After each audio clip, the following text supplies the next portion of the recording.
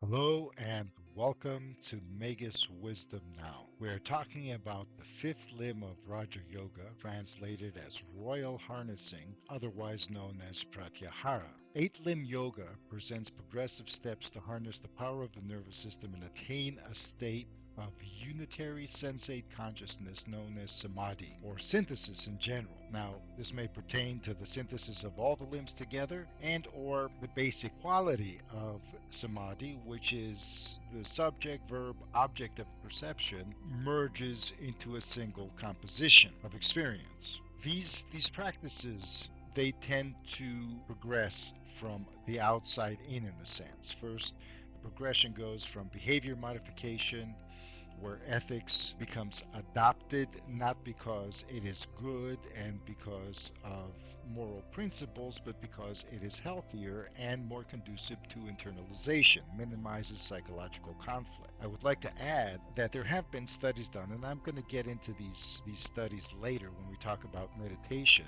that certain meditative methods, most meditative methods, when you just jump into it and when you do them without the spiritual foundation, they don't just have good outcomes. They can lead to increased stress, psychological disturbances. Many people say, oh, it's bad for you. No, it isn't bad for you. You just need to be careful how you do it, why you do it, and the context surrounding it. So the progression does go from assessing your own morality, shall we say, and because it's healthier and better for you and liberates you in the sense it doesn't restrict you, to modify behaviors. This leads to an increased capacity of internalization in several steps. We went on about this in prior discussions. So, once you can master the basics of internalization, which is still rudimentary, then you can move into the proper posture or stance, physical and mental, through the cultivation of being able to perceive life force through breath. And then we move to the fifth limb, which you might call perception consciousness. From there, once you master that, it creates a foundation for concentration, meditation proper, and finally, as meditation proper progresses, it reaches this state of synthesis, which is the goal. And then the state of synthesis itself can lead first into a combination with the two prior states, concentration and meditation, that activates powers or abilities. These are like the perks you get from yoga once you're able to reach this stage. And second, you're looking to decondition yourself through this in a way where you don't really have to practice anymore.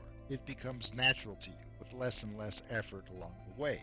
Then you can talk about enlightenment. But it used to be, I used to think that this samadhi thing was, oh, I reached samadhi, it's great enlightenment, and now, I'm a saint, I'm this and that. That's how it seemed to be presented to me when that is anything but the case. If we glorify it too much, we tend to put obstacles along the way, and if we experience it in some way, we may end up thinking we're way farther along, so to speak, if that even makes sense, than we really are. This sensory reverse engineering of sense consciousness, which doesn't just belong to the senses, it belongs to these faculties known as Indriyas. The senses just make the receptive portion of it. Then there's also an expressive portion, like grasping, kinesthetic sense, elimination, sexual activity and perception, things like that. I'll even get into that again. Right now, I believe that pratyahara, which in itself means usage, reverse usage, backtracking, reverse engineering the experience of these faculties back to where their subject frame of reference is in our own being. Essentially, we're looking for the organic roots of our consciousness, and we don't want those roots to be into some abstract mental state that can reinforce dissociative states. Yoga is a stimulation of the central nervous system and the peripheral nervous system, depending on what you do. Now, this stimulation facilitates neuroplastic adaptation. That means that certain areas of the brain grow depending on what you're doing again. So, if you're hyper specialized in your practice, you can be making certain areas of your cortex, for example, grow, become more intricate, become more active at the expense of other areas. What we want to do is allow for a balanced state of global neuroplastic adaptation to our practices. So I'm rephrasing the Pratyahara experience, this reverse engineering dynamic, as a kind of nexus of becoming, because although it is not technically the middle limb, we're past the midpoint at this point, it is a fulcrum. It is, along with the previous limb, which is the middle limb, you have the first four limbs and then you have the next four limbs. So both energy cultivation, life force cultivation, and this sensory reverse engineering, or reverse engineering of our perceptual faculties, it goes beyond the five senses, in other words, establish what I would like to call, from my own understanding and experience, the nexus of becoming. This is a kind of seed state around which the rest of yoga kind of develops. So instead of looking at this from a beginning to end, like the limbs can be looked at in many ways, and they should be. It's not just a linear process from the first to the last. That's one way of doing it and progressing, and should be done, in my opinion, in order to set a kind of foundation. And then you look at it even deeper, because it's very hard to master these things in isolation and have a kind of linear progression that is complete. So if you look at it circularly, like a spiral, you can see that we are looking to facilitate this seed state, this nexus of becoming, which I call the Infra-Sense experience. Essentially, internalization sensing. And internalization sensing means perceiving the activity of your own nervous system as it stands, independently of external stimuli or even internal stimuli. Well, how does the nervous system even work without any stimuli? Allegedly it doesn't, but there is a kind of internal feedback loop, because you do focus on things. These are practices after all, so there is a stimulation. We are not in a void. We are not in a vacuum. Nature still abhors a vacuum in this sense. I want to stick with the explanations here, stick to the promotion of an understanding in this presentation, and in the next video we will deepen that understanding by providing an example of practice. Now, usually the practices are relegated in some works, for example, to one sense, like the sense of sight or the sense of hearing, or sometimes they are misconstrued as shutting off the senses. So we're meant to not just reverse engineer the process of perception, we're meant to just cut it off completely so we can see what's left. I disagree that this is what Pratyahara is all about. So the focus here is on these faculties of engagement with self and world known as Indriyas. The five receptive ones are the senses, and the five expressive ones amount to speech, grasping, locomotion, the eliminative experience, going to the bathroom, and sexual experience. Of course, you could say, well, there's more than that, or we can organize it differently, and that's what I'd like to do here. I'd like to kind of organize it differently, because this infrasense that I talk about isn't a state of consciousness per se. It's a state of organic perception through which we can perceive consciousness itself. We need to turn our own consciousness, which is a subject, where we come out from, our own beingness, shall we say, which is completely abstract in most contexts. We need to look at it like an object of perception so we can relate to it. And we need to do that without externalizing or projecting it or creating a chimera or a false idol of consciousness itself. That way, when we can sustain that kind of thing, where the sixth limb comes in with concentration, then we can shift into consciousness itself being the object of concentration. And that's how subject and object eventually become one. You don't objectify your consciousness, however. You don't objectify your subject, just like you don't subjectify the world. Then we end up thinking consciousness is all there is. And from one perspective, that is true. From another perspective, however, what we call consciousness is only a portion of that beingness that is the world and that is ourselves in unity. And when we do that, the intellect can grasp these concepts because it wants to keep structuring and make sense of things in terms of conception. And conception always establishes a distance, so we're almost defeating ourselves at every turn with respect to what we really want to do. Let's go deeper into this. I'm going to talk about two concepts from neurological theory and anatomy. One of them is the sixth and seventh sense, and these are medical terms, by the way. Just look at the link below, and it talks about that if you want a reference frame besides my own expression here. The sixth sense is called vestibular sensing, and it is known also, in my opinion, as kinesthesia because it involves movement and balance. It's the sense of where our body is in space. You close your eyes for a minute and take a quick inventory of your body. Even without seeing or touching, you know where your arms and legs are in space. So it's spatial awareness. The vestibular sense is important because it helps us stand, walk, sit up without falling over. So grasping and locomotion here are very much involved in this. It also tells you how you are moving, and it's used in Taoism a lot with Tai Chi, for example.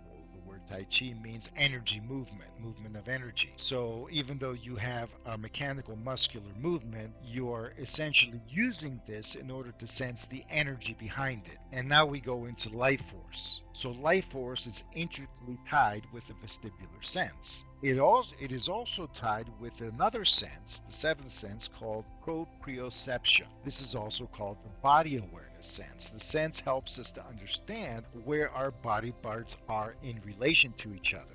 It helps us also to figure out, and this was also connected to the tactile sense more, along with all the other ones. It helps us to figure out how much force to use in different activities. So you pick up a glass of milk, but the glass is very fragile, so you have to be careful not to break the glass, not to grasp it too much.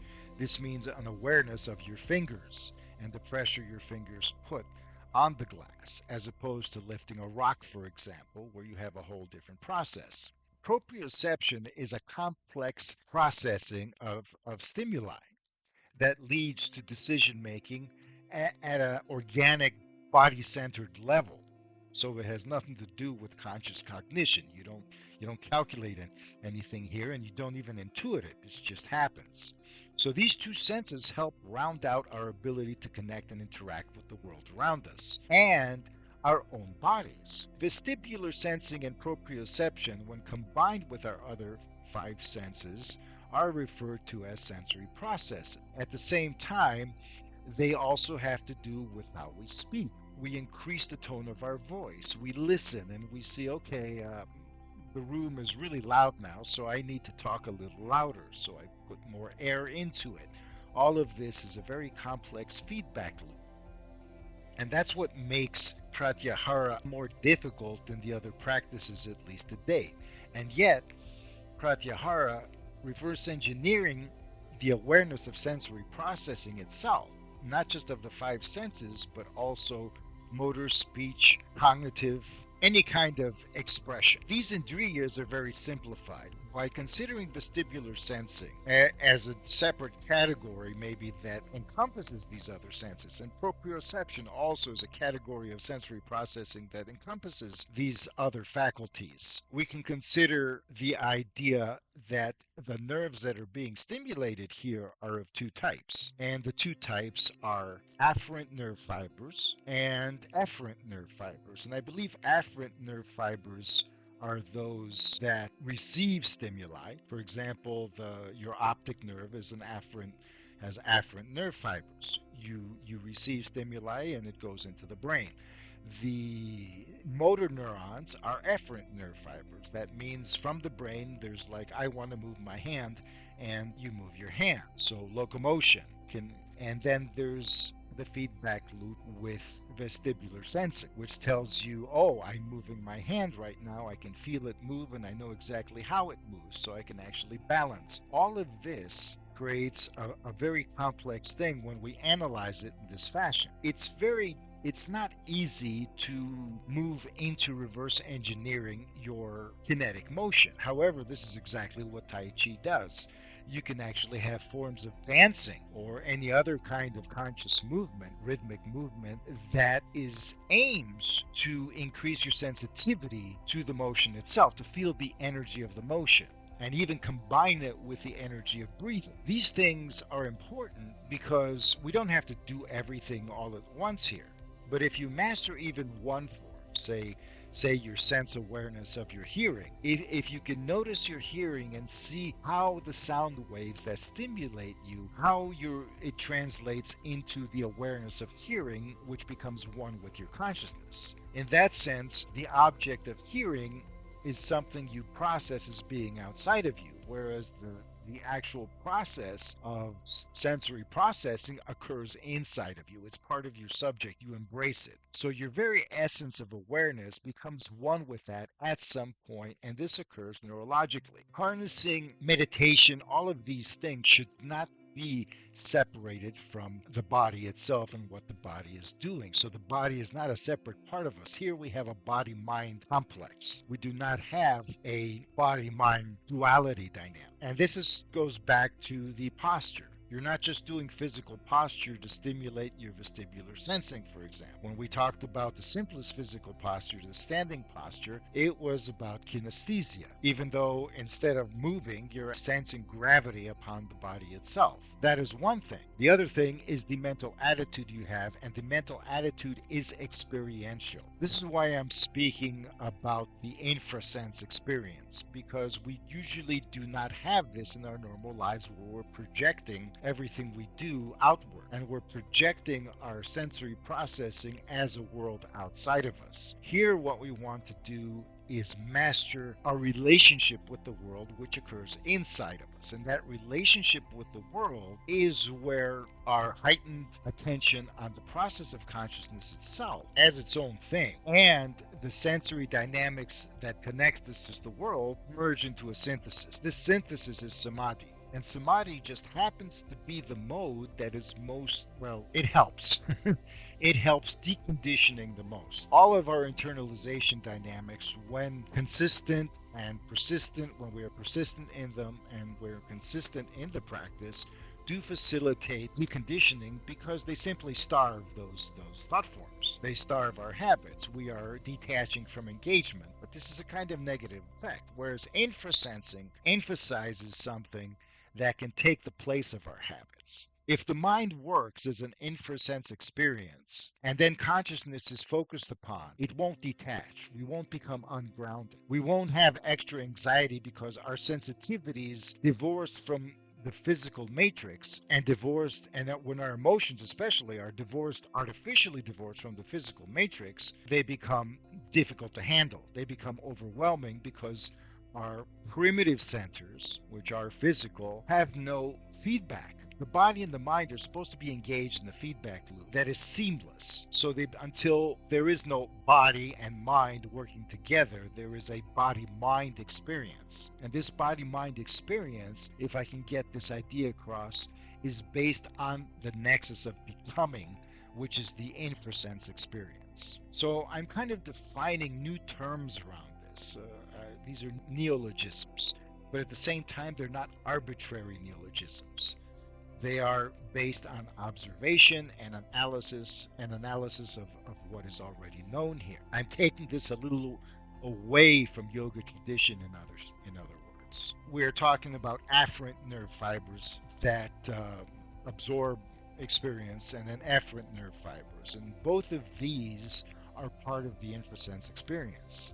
We don't just need to reverse engineer the senses coming in. That's kind of the easiest practice, and that's why it's emphasized. And once we can master that, we can also apply it to other expressions. Now, I think it's a little too much to go into, like, every time you go to the bathroom to focus on the consciousness of elimination, or although sexual practices have been ritualized and have been turned into meditative dynamics.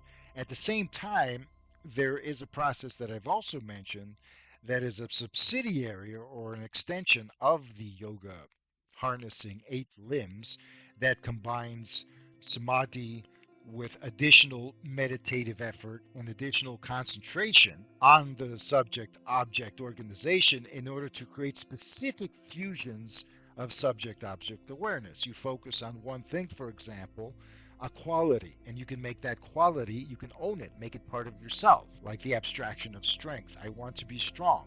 I'm not strong right now as a person. I don't have a will, a strong mental will, but if I focus on the essence of what that mental will is, in my infrasense, as from memories of experience with how I relate to things and everything like that, and fuse it with my samadhi type awareness, then I can fuse that quality with my own being and it becomes a part of me. I can open up my energy channels that way far more effectively. I can channel life force through these energy channels because I become one with the experience. It's not a mechanical thing.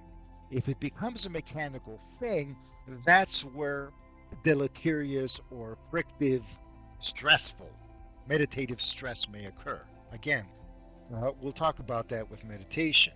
You can also use these senses in order to establish what we might call the clair aspects of awareness: clairaudience, clairvoyance, the olfaction sense, clairsentience in general, which is a kind of feeling sense. You can often, we kind of have a sense if something's dangerous or not, and we pose it in terms of, oh, I'm calculating this now with my intuition and the subconscious. So it kind of, no, the brain is not a linear computer. It doesn't work like a technological device. It works in a completely different manner. And we can say that the infrasense itself provides that information, that there is a kind of assessment of probabilities that has nothing to do with our normal understanding of linear calculation, like an artificial intelligence would do. But again, when we try to make sense of these things analytically, they seem overly complex.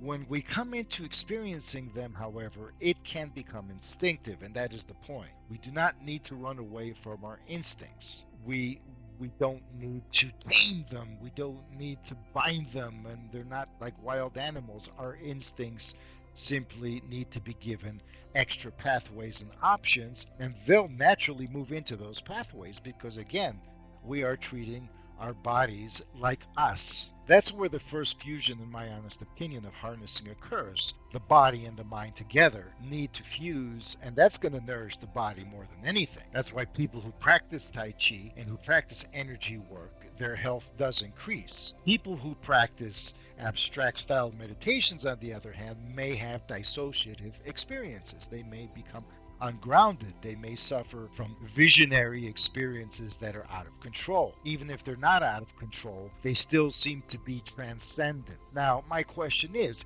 transcendence a reality on its own merit? It may well be. It probably is. I've had experiences like that myself. However, is it something that we really want? Is it healthy? Because transcendence is an experience that is most useful to us when we own it, when we ground it, when the body can have presence with it. So, presence and the physical body should not be separate. We should not look at the body as a biosuit. We should look at the body as an extension of our being.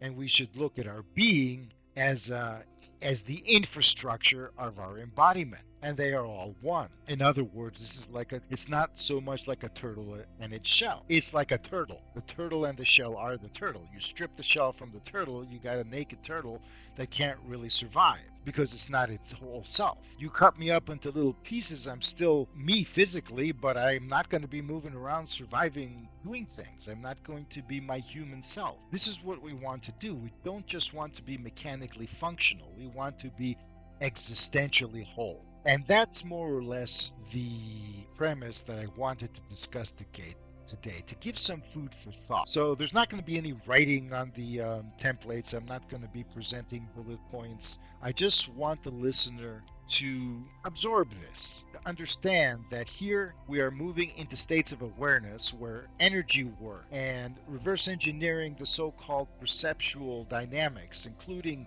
active and passive ones, is going to lead to a kind of infrasense along with the internalization dynamics. Everything combines. And this is how we need to move into concentration and meditation, because what are we concentrating on? First of all, we haven't learned meditation yet. We're taking, in this first run, we're taking the limbs of yoga one at a time. So we're not concentrating on what do we have to concentrate on.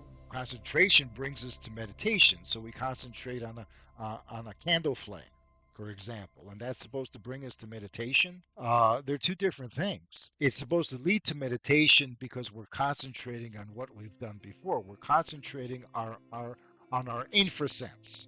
We're concentrating on our infrasense as a fusion of perceptual process and life force. That is what the infrasense is. And then it goes even further to the basis of internalization, where we touched upon what meditation is a little bit with our internal flame, our passion, our aspiration, by focusing on the subjective experience of our being to the point of a kind of shift in mental gears to a higher self experience that was probably quite diluted, and then moving to a taste of the transcendent with the sense of surrender, of saying, look, this isn't something we're not storming the gates of heaven here. We're opening our own gates because the dynamic of existence is all around us and within us already. All we need to do is learn to receive it. And yet at the same time, we are not becoming, it's not open house completely. We need to do this in a healthy manner. So if we just dive in, let's say we just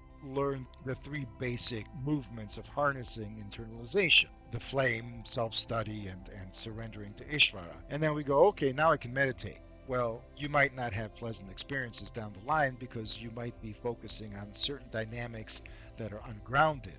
Your physiology will struggle to keep up because you're not stimulating that. You're not stimulating brain centers and nerve fibers that are meant to balance everything out here. So you need your perception processing, but you need to repurpose it a little bit, or actually extend its original purpose into something far more holistic in your being. You're evolving yourself, in other words. You're not mechanically training yourself, even though this, for all purposes, seems like it's training, like military training of the body mind or something like that. And that's what we call it. That's what I call it sometimes.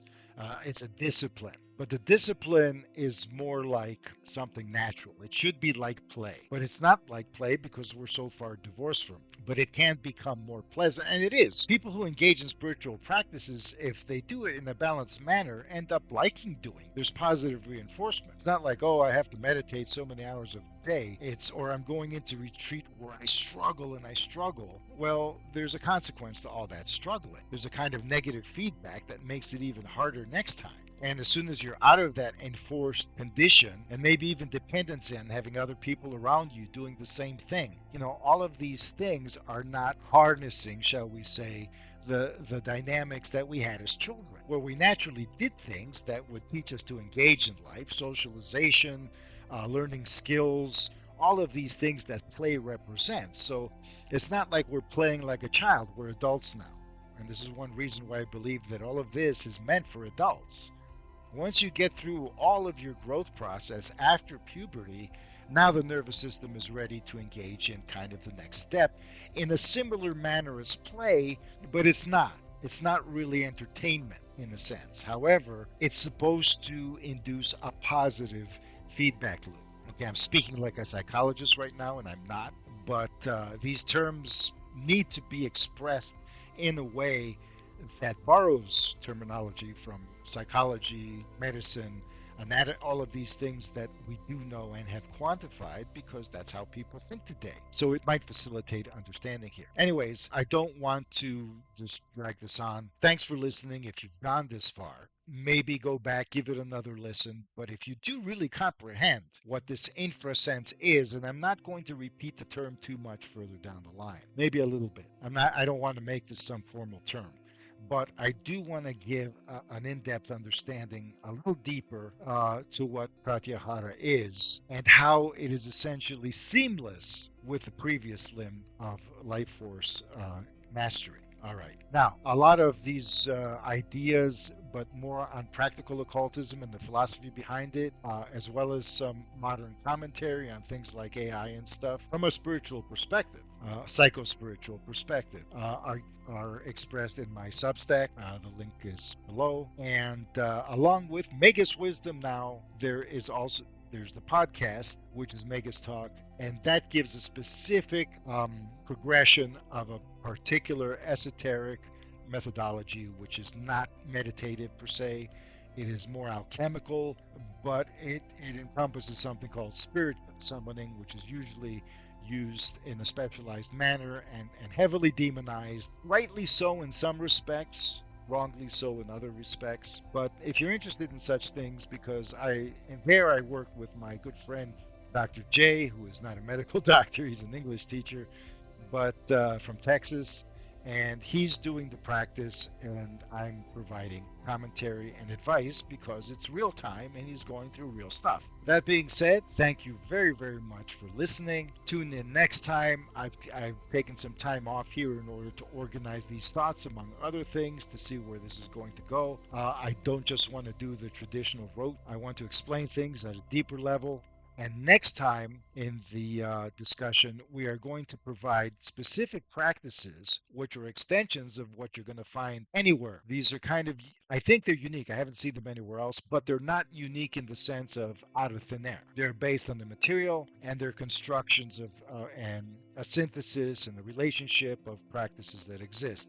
But I'm going to show some patterns next time, and maybe this will give help ground the listener into what this really is and why it's important. Because if you can even do the practices even a little bit, you'll get to see, oh, I'm a step closer to what meditation really is, and maybe meditation is not what they tell me it is, or maybe they tell me something that it is in isolation. But because you're gonna get into samadhi from meditation, and you want samadhi to be grounded, and you want to be able to cultivate psychic abilities and other powers, so to speak, in a healthy manner, so you don't get stressed and maybe psychologically unbalanced from them, because that can happen. So people who warn you are not completely wrong, but people who tell you that everything is good and healthy with these things are not completely wrong either. And I'm not saying it's always somewhere in between, but you need to broaden your viewpoint, become open-minded, and then intelligently apply it yourself. So I'm trying to give something that, based on experience with myself and others, on how this can be intelligently